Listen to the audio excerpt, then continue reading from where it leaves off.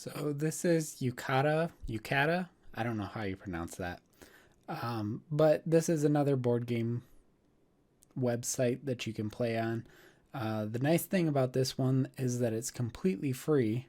However, it's kind of complex to use, and the interface is not intuitive at all. It takes quite a bit of thinking in order to get this functioning properly. So, this is the homepage. You can see there's a lot of games on here, but not the most popular games.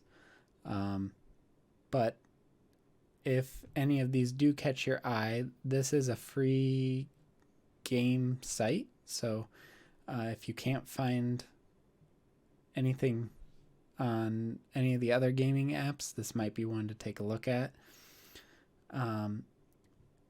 I'm not going to go too in depth on this one because it's so complicated, but I will say that it's going to be most beneficial if you make an account. It's hard to get anything working right if you don't have one. So I can show you that you can create a new game up here, and there is a list of all the games. You can go through and rank them, like whether you don't like it, if you don't know it, or if it is one that you enjoy. And then you can sort the games that are available based on that. So I can click on can't stop here. So then this is the setup for the game creation.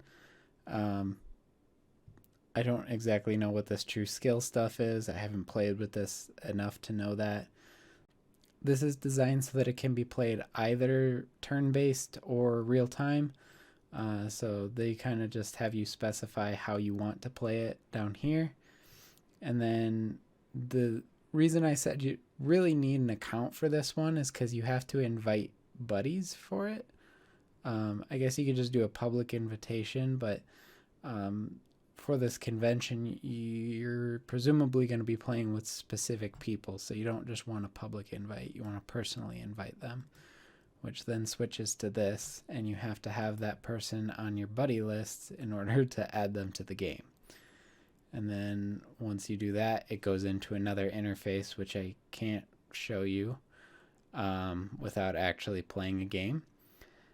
But it's fairly confusing, and I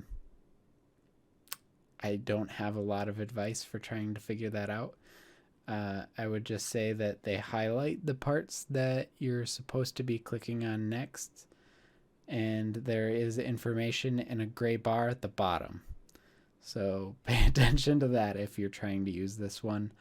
But I would suggest, unless you're fairly familiar with computers and willing to play around with seeing how this one works, try one of the other gaming sites. This is kind of confusing.